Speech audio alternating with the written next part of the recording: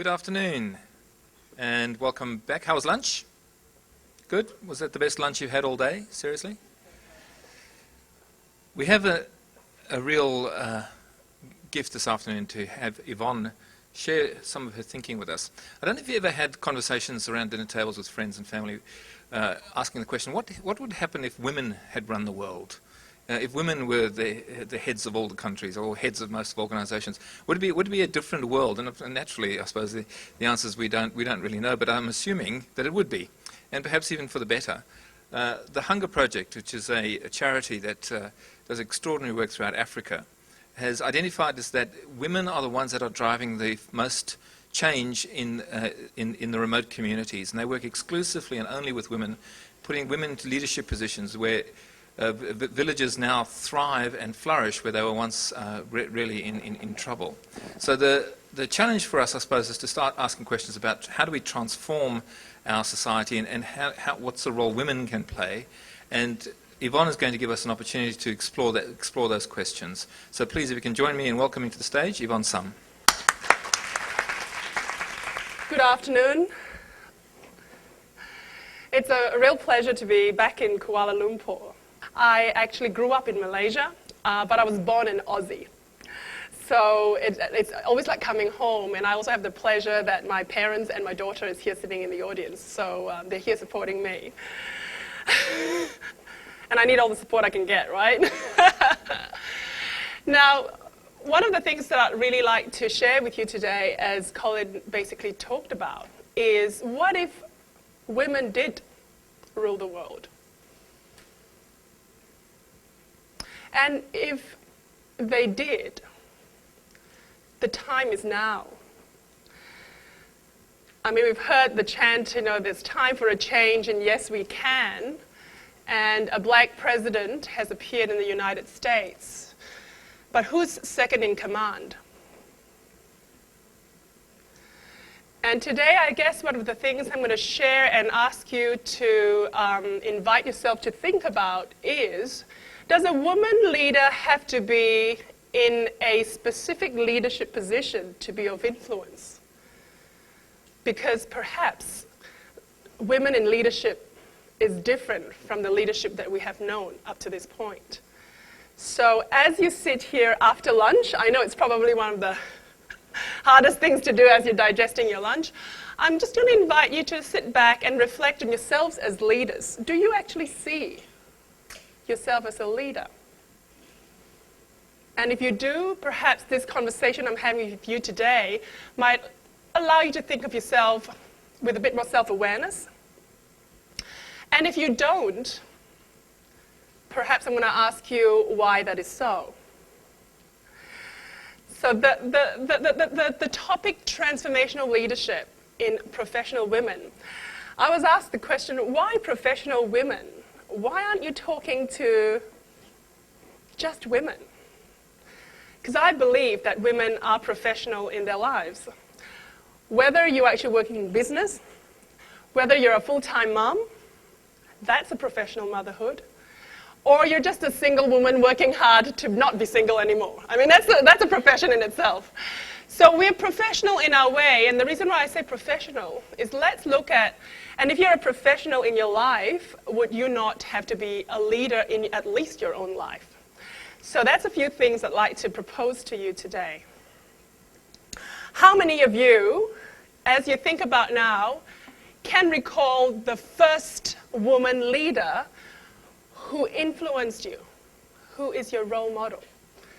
And as you sit there, I might invite you to talk to the person next to you just very quickly and just share for a few minutes who that role model and who that person might have influenced in your life, that first woman. Well, thank your partner and thank them for being so candid. I do apologize that there are men in the room, and if you see yourself as a woman leader, I can forgive you. And perhaps you as a man would have perhaps had a woman that inspired you in your life, in the first parts of your life. So I'd love people to call out, who might that person be? Who's that first woman that inspired you? And I didn't pay her to say that. Love you too, Xian. Thank you. Okay. Your mother? Yes. Anybody else had that answer? Your mother. Did anybody else have a different answer? Sisters? Okay, Vice Chancellor? Right. But I beg to differ because the Vice Chancellor would not have been the first woman that had influenced you from the moment you took your first breath and laid eyes on that woman that probably cuddled you. And the reason why I asked that question, I'm not making you wrong, is that we sometimes don't see your mother as a leader in your life, even though she is perhaps the first most influential woman in your life. Other women will come. But we tend to think of someone a little bit further on in our lives. And I'm just amazed that because I had someone in the room who probably has only had 8 years in her life, that there's probably been fewer women in her life that she could probably have picked that out. And for those of you who actually did pick out your mother, I'm glad. But if I were to ask yourselves, how many of you are mothers? Yourselves, okay. How many of you see yourself as a leader? Okay, that's great. I'm probably speaking to a select group here anyway. But I can tell you that there has been research done at Baylor University by a woman called Professor Burns, and she actually looked at studying women in leadership roles and wanted to know what they thought about themselves as leaders. And I was actually didn't get to speak to Dr. Burns herself, but I spoke to Michael Hall, who actually helped model that project with her. Michael Hall is a psychologist in the United States of America, and they actually put out a research where they sent out 300 letters to women leaders, people the likes of Hillary Clinton, Condoleezza Rice, Louise Hayes. So Louise Hayes being an author in health, a physicist, so they're thought leaders as well.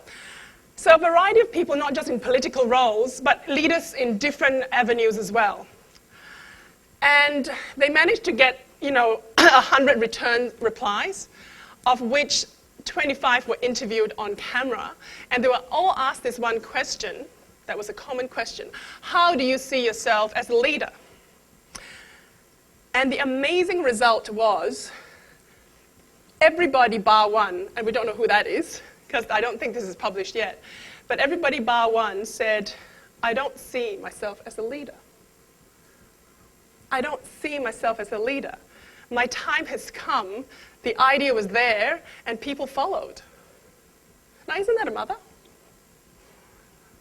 So I'm just amazed that even women in very respected positions by their peers do not see themselves as leaders.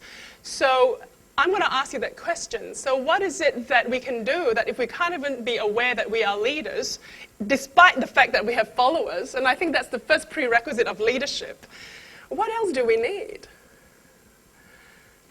So I'm going to basically compare the fact that women are outstanding leaders and have the same characteristics of a leader. I read an article on Mother's Day last year, which was Googled to me, that was emailed to me by a friend of mine called Erin Schreier, and she writes on a blog. And she wrote an article called A Mother of a Leader, where she compared mothers and leaders. And these were the 4 qualities she came up with. Mothers and leaders, what's the first quality? The first quality around being inspiring. They are inspirational and visionary. When you think about it, when you're a baby looking up at that loving face, wouldn't they inspire you anyway? But beyond that, who is it that when there are obstacles and barriers, is the one who rallies you to say, don't say I can't, you can do it. I believe in you. So mothers are like leaders in that they're inspiring and visionary at the same time. Who prepares you and sets all your goals for you? I mean, we're in Asia here. I think it's the mothers that say, go and study, go and do your homework. In fact, I was just speaking to Patrick Newell at the break this morning, and he's still looking for a child between 10 to 13 who can speak Bahasa quite well to read a section of his script in Bahasa. And my daughter can do it, but she has an Aussie accent, so she doesn't qualify. Sorry, darling, didn't get the gig. But, when I sort of asked around, my father had an associate that has a son that probably could do it tomorrow, except his mum stopped him and said, haven't you got an exam on Thursday? And it's just amazing how we actually just step in and actually, almost conduct and conjure up what the vision of our families are going to be. I'm not saying whether that's right or wrong, but there you are. So they are visionary and they are inspirational. They add value by serving others. I mean, when you think about leaders, the leaders that, Mahadi was talking about, it's the regressive leaders that are the ones that go out there and take power for themselves. But a mother adds value by serving their family. And a good leader, would do that too. And what about the fact that they are able to connect emotionally to others?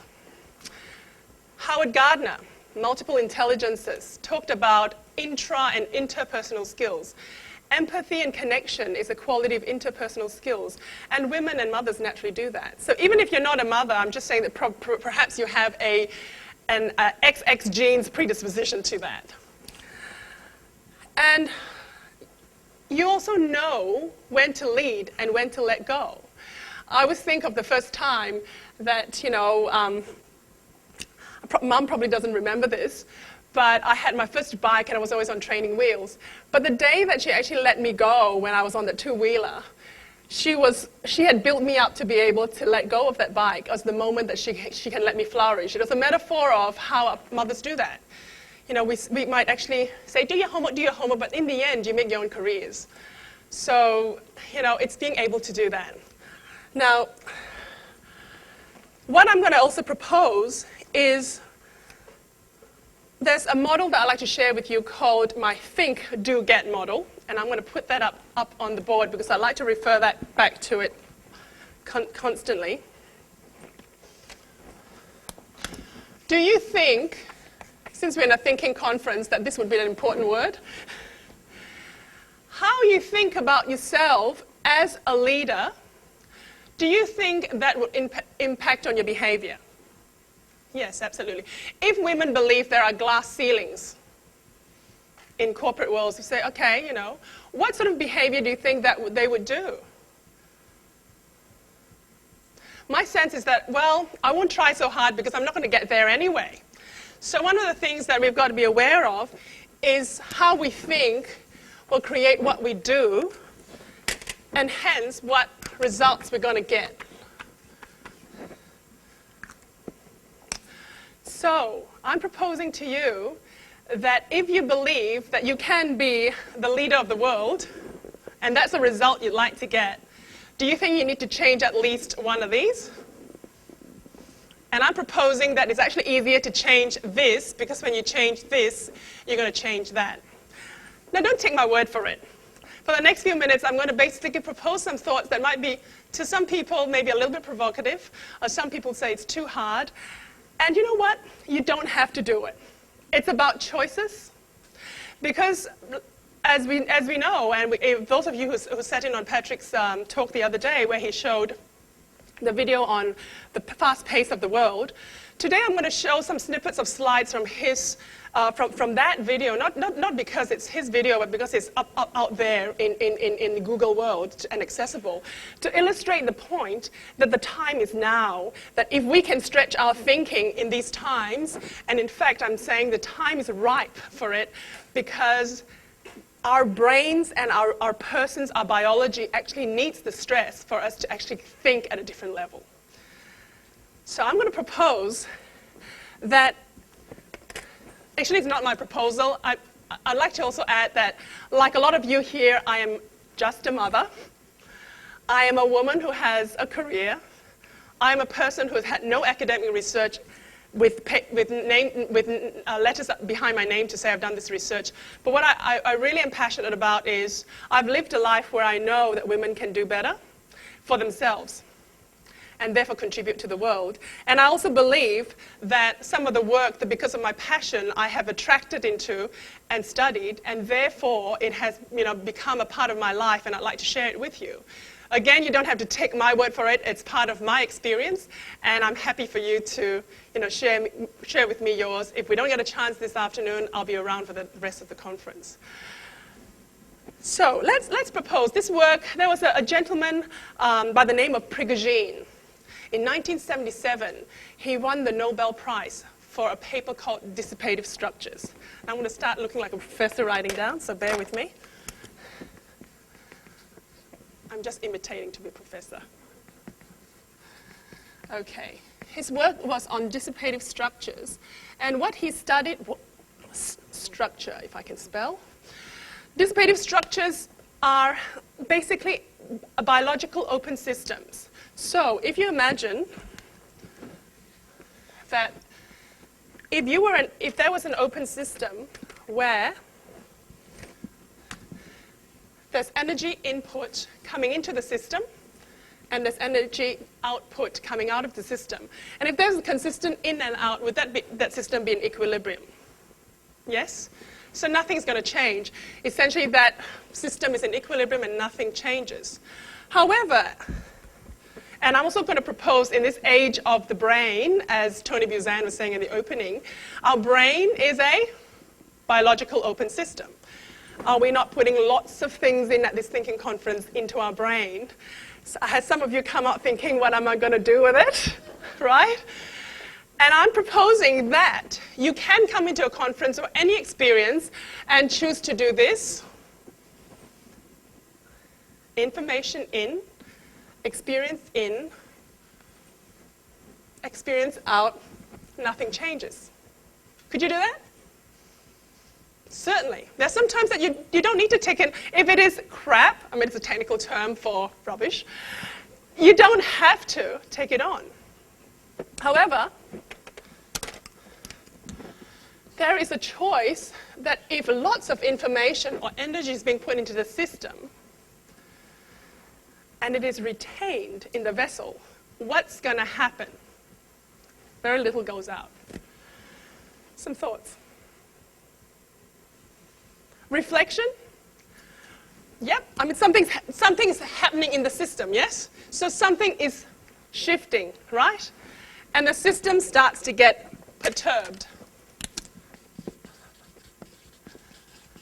And in its perturbation, two things can happen. If you imagine a tin can, so let's not talk about biological system. If this is a tin can, and let's say water was going through it as a pipe, however, there's now much more water in there and there's not enough outlet for it, what will happen to this pipe? It will swell, okay? If it had some expansion elasticity, you are correct. It could deform, yes? What could also happen? Pardon? It could explode, absolutely burst open. I heard that, yeah. And either way, what has happened is the system has now transformed. It's either deformed, so changed its shape, or died in the form that we know it. It's shattered, it's shrapnel, and it has transformed. So I'm proposing that if you actually put stuff in your brain from this thinking conference, and you're perturbed enough, there is a good chance that you could choose to shift into a new way of thinking, and hence, if you think differently, are you likely to do something differently? I hope so. So what I'm just saying is that if you actually have a perturbation enough such that the system actually pops to a new level, you have transformed. So in coming to this workshop today, this afternoon, why are you here? if you want to remain the same, just disregard what I'm saying. Just basically do this.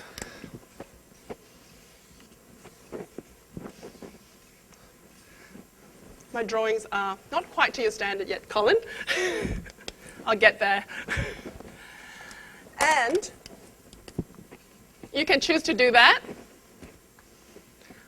And or you might choose to consider some of the thought that, okay, if I intend to transform my leadership, I need to think differently with the information that I'm going to get on this conference. And I am hopefully going to pop to a new level of doing things that will get me the result that I really want to get, depending on what results that you want to have as well. So getting clear about what your result is obviously important as well. Because if you want to remain the same, then your result will remain the same. You don't have to do anything.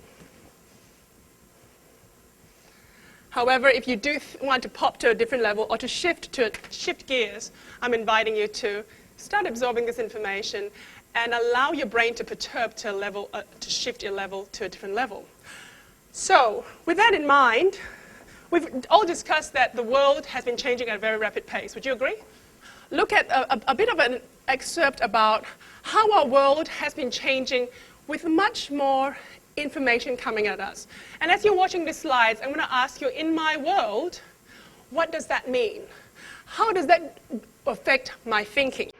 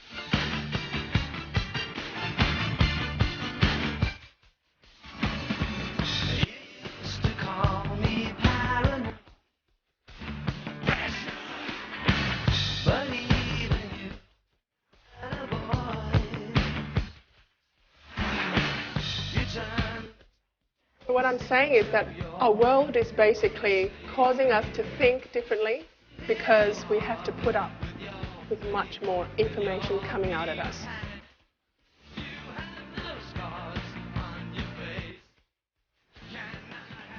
Shift happens, whether you like it or not. So, if shift is happening and we are women who are inspiring and visionary, with those qualities of being able to go beyond barriers and say, no, I can't, it's not in my vocabulary. With information overload that's happening in our system, the world is actually going through quite a bit of chaos of information. What do you think that women do well?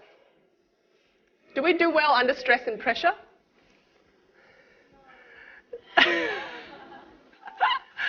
You know, I think that is true. We can always say that, you know what, we all probably don't do that well under pressure.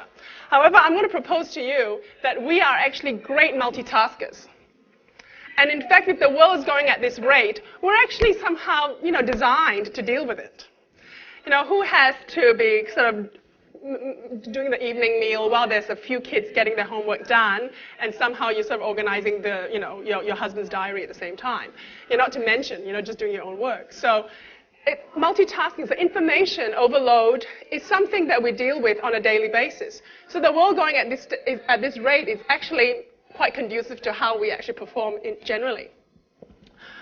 So what I'm proposing that if we want to lead in information overload, one of the things is, it used to be a very masculine thing to think about because our thinking processes tend to be, we need IQ to deal with it, okay? Now, if you were perhaps some of you were saying, I can't deal with it. It could be that, you know what, it's too much information, my husband will deal with it because he's good with figures and he's good with stuff. And we can actually choose not to be perturbed and let the system just pass in equilibrium and do nothing about it. And I certainly know of some women who says, oh, it's too hard, I'm not going to learn the computer because it's, too hard. I must say my mom is on Skype, so good on you, Mom. But if we actually turn away from this masculinization of thinking that we need to be, better, the reason why I talk about masculinization, I'm jumping ahead myself, because when you think about history, did information or that knowledge is the currency of power? I want to take you back to probably even pre-industrial revolution, where, who controlled information controlled the world. So the uneducated masses were preached to by people who could read. And I'm not here to sort of talk about religion or anything like that, but what I'm saying is that if you've got knowledge, you can actually control power. So, and we've actually seen a lot of the more masculine role models, it comes across as, and with men, and this is the association of the male gender, I'm not saying that, it's necessarily it, but it's a masculinization of it to actually show that power is the person with the most toys win. Right? It's about that, and it's about forcing and telling people. That's the behavior. We force people to do what we want because we filter enough information so that they actually will do what we want, because we can also keep back information from what is needed. However, I'm going to propose that if we do something differently and think, okay, what in my feminine side is really conducive to actually this information overload is to actually go into multitask mode. I can actually control the system. All I need to do is allow the information to come through and actually pop to a new level of thinking. Then you know what? I can do this. I can multitask. I can learn about these things. I don't necessarily need to be in control by just having the information control me. So if you lead by information overload, we actually are actually designed to do that.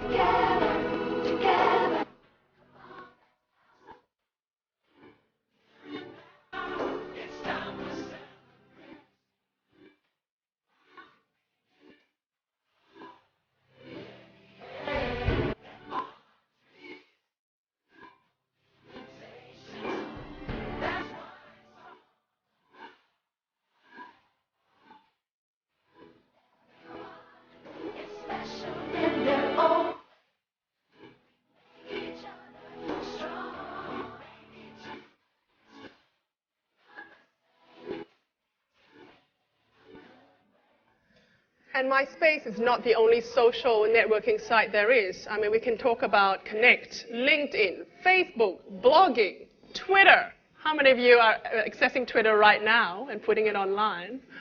Oh, not telling, are you? So, what I'm proposing then is, in a world where now all of us have access to information, we cannot be controlled by knowledge. We have it. We're smart, we're intelligent, we have information, we've got IQ. What was the next thing that Howard Gardner was talking about? About being connected with people. What was that? Emotional quotient. It's the ability to empathize and connect. And I can sure tell you, there's been a research that we know that under stress, we tend to go into fight or flight. Is that correct? And that's actually, I think, quite a male thing. I think we study Shelley, oh gosh, I cannot remember her second name, from UCLA, who's a psychologist, had been studying how women react to stress differently from men. And men, yes, tend to go into fight or flight. When you think about your husband, boyfriend, brother, son, when they're under stress, what do they tend to do when you ask them? So what's wrong? Nothing. shut down, right? Flee, right? Or they fight you. Says, don't talk to me. Get away from my space. So it's fight or flight tends to be more male. But women, what do you do under stress?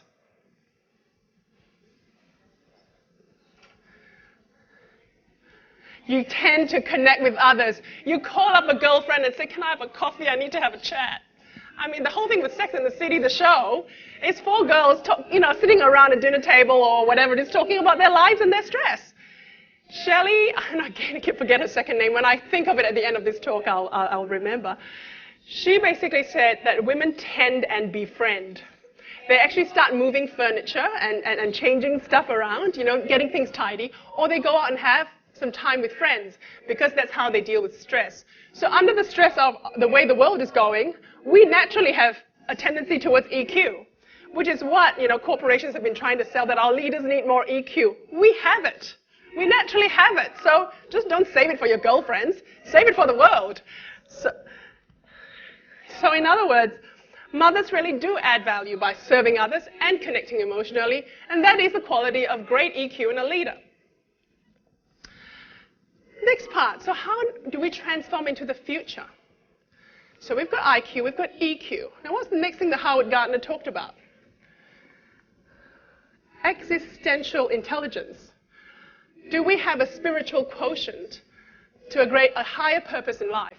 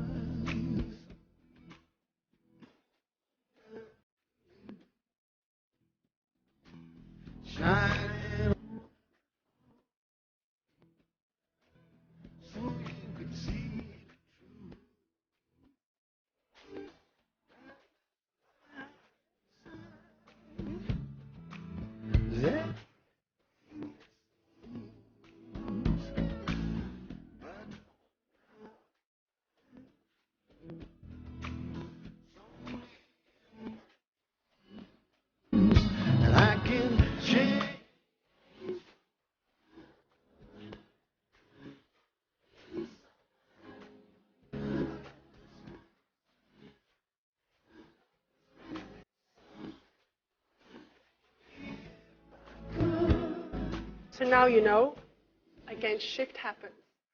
So in order that we lead into the future to nurture and design for this future, where we don't know what's out there, I'm proposing that really, in order for us to think differently, it's not about being all male, it's not about being all female. What happened to the good old family of mother and father leading the family with their strengths? Howard Gardner talked about, let's look at multiple intelligences from the strengths point of view. So let's not masculinize women to get past the glass ceiling. And let's not force those poor business managers to get into EQ so much because it's so hard for them. So I'm proposing that if you looked at the leaders of the world that perhaps have actually done this really well, is like I said, have both. And it really doesn't matter whether that person is sitting in the top job or not, because you can actually influence in wherever you are. Because I know, and my dad is here too, so you can ask him, that if my mum wanted to influence him, I'm sure it's not through actually forcing him with information. It would be through a little bit of connection and some values, some EQ to actually get her way, to get things done. So I'm just saying that we actually need the both strengths of the partnership synergy that can happen, and that women don't have to masculinize themselves, men don't have to become feminized, and we can actually work in partnership synergy so that the world actually can be a better place and we can actually pop to a new level. So what I'm proposing is we know when to lead, and we sure know when to let go. And I'm not going to ask men to be totally the same as us, because we need them as well, because they have their strengths. So it's a synergy, and that is not the sign for the artist that used to be called Prince. So what In leading the transformation age, the age of the brain, it's really about looking at the existential quotient, the existential intelligence, the spiritual quotient of a partnership synergy. Neither male nor female, but the sum, it's not a pun on my name, the sum is greater than its parts. And in order to do that, it's not about forcing or telling them what to do. It's not just about discovering about what engagement means to people by connecting. It's about inventing and collaborating so that we can actually thrive in this very fast-paced world. And what do we get? What results do we get from that? We actually get authentic meaning in our lives. Now, that's all a lot of words, and it would be meaningful to you in your own way. So hopefully when you walk away from today's conversation, it's perhaps to ask yourself, how would you like your world to be? What does authentic meaning firstly means to you? And if you know what that looks like, perhaps it's about being able to think differently. Now, one of the things that I didn't give you an example about shift is in a biological system, when you put a bit of heat on an egg and it transforms into a hard-boiled egg, can you ever go back? Can you have that soft egg, that runny egg again? Story is every time Sien needs her eggs boiled, and she says, Mommy, I want some dippy eggs. And I put the heat on too long. She says, Mom, you've overdone it, it's hard-boiled. And I can't ever go back to the dippy eggs. So transformation means that you can't go back. So what I'm saying is that the world has forced us, has perturbed us into a new level of thinking. There's heaps of information. There's heaps of people that we need to connect with. Heaps of intelligent people we need to connect in. So how do we transform so that we're actually going to deal with the world in a different way than we've done right now? So I'm going to say too, under pressure, what does coal turn into? A diamond. So under pressure, I'm inviting you to imagine that you will transform your leadership into brilliance. And on that note, thank you for being here. And if you've got any questions, I'm willing to entertain some questions.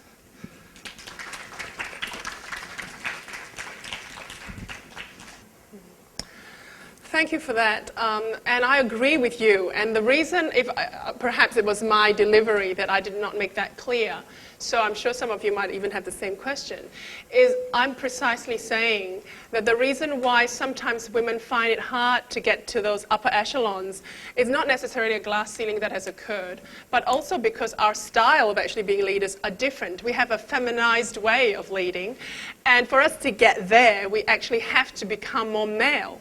And in fact, there was a research that was done in Australia by, and I'm having real trouble with second names today, so must be that red wine that I had last night. But Dr. Hannah, and it'll come to me, she was actually doing a research around interviewing women in leadership in Australia. And some of the people that participated were huge, multinational organizations as well as a lot of legal firms. I consulted a couple of legal firms in Sydney and Melbourne. And the partners that I speak to actually say, yes, we actually have to emulate this maleness or else we don't get heard. But once we get there, they allow us to be feminine. So, because they actually like the compliment. But to get there, there has to be a masculinization. And in fact, what I'm also saying is that because the world has changed to a point where it's not about information and control and the boys having the most toys and having that masculine testosterone, fight or flight physical nature of it.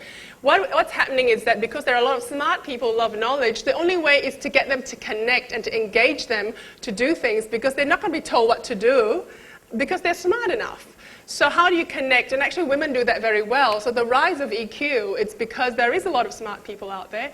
And actually the feminization of leadership is actually important. So you're right, we actually have had to masculinize and now we're actually demanding that male feminize. So, where is it going to end? So my proposal is to get you to think, how can we work in synergy? How can we be authentic to ourselves? And I'm not saying that male and female are so different, but we certainly have certain qualities that are more accented in each of the gender and has a certain bias. So that's really what I'm saying, and I agree with you, definitely. So how are you going to create this partnership synergy so that you can step up to the mark? and be neither male nor female. And I'm going to throw this to you. I don't think the males are going to be like this to say that they're being effeminated.